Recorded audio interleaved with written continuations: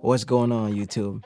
It's your boy Mike Vismo. Welcome back to the channel. This is the channel where tech is not everything, it's the only thing. So today we'll be unboxing the iPhone 14 Pro Max deep purple 1 TB model, and we're just gonna go about first impression, 24 hour with this phone. I took it out for a test ride, so yo, let's get unboxed.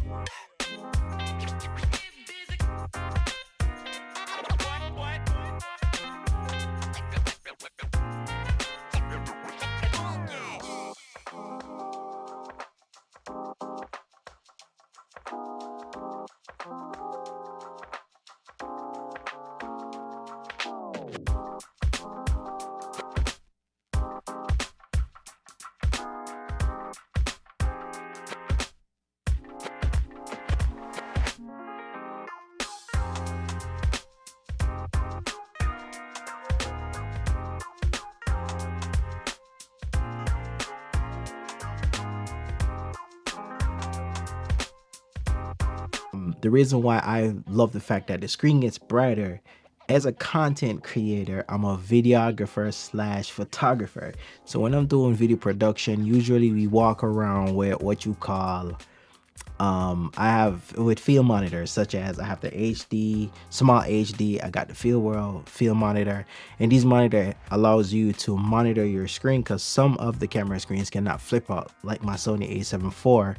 So I use my mobile device to connect to my Sony camera and use my iPhone as a field monitor, and because you got to walk around with some big colossal Titan batteries in order to power that up. So the fact that the iPhone 14 Pro is significantly brighter outdoors, it's beautiful. You got to see it for yourself. If I should dug a little bit into the camera quality, taking some photos with the wide camera, they did update the wide camera a little bit, so I get more brighter photos with the wide camera, and I did actually like those photos. Before, I never used the wide camera.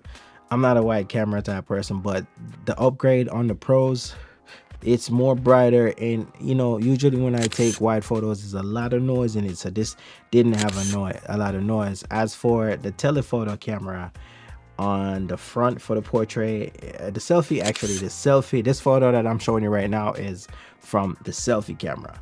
The portrait from the back is even more cleaner than the selfie camera. I was amazed how the bokeh in the background is so milky. The lidar sensor that's in the back of the camera, that's what allows you to get really good bokeh in the background. What I really dislike is the camera app. I just hate the fact that I cannot control my shutter speed, or I can't control my ISO. I can control aperture. I want to control these things. Apple, give me a pro app so I can control these things, man. That's the only thing I do not like with the iPhone, is the camera app. With my Sony a7 IV, I went to Fort Pierce. I definitely like it out there. I like the harbor scenery. I like it's the old school type scenery. I do like that. The main camera is now 48 megapixels, and that's one of the reasons too why I upgraded. I really want to test out the 48 megapixel. You know, more megapixel to me is better quality, more I can crop in, still retain detail. 30 to 50% crop, and I still get that good image quality. One wise creator once told me that, you know, with great quality comes more memory. You know what I'm saying? So it's more memory. I know that's why I got the 1 TB, so I can consume all this content. Comparing the 48 megapixel to my 33 megapixel, I know that my Sony is a full frame. Those little small sensor that's in the iPhone, yeah, you can't compare it, but let me tell you, it was very hard. I was mind blowing the similarity. You know, it's not even landslides, it's more of a marginal gap. It doesn't bother me, period. It's just the fact that I just feel very fortunate that I can afford to get these devices and test them out for you here on YouTube. And they're both, one goes in my camera bag and one goes into my pocket. As for the action video, didn't really have anything to test it out with, but it started raining and I had to run out the rain. So I said, let me see how it looks. And I was running fast. I didn't know you're saying boat, but I was going. And you know, it made me look like I was not, like I was gliding on a skateboard or something. Like, well, I'm not on a one wheel.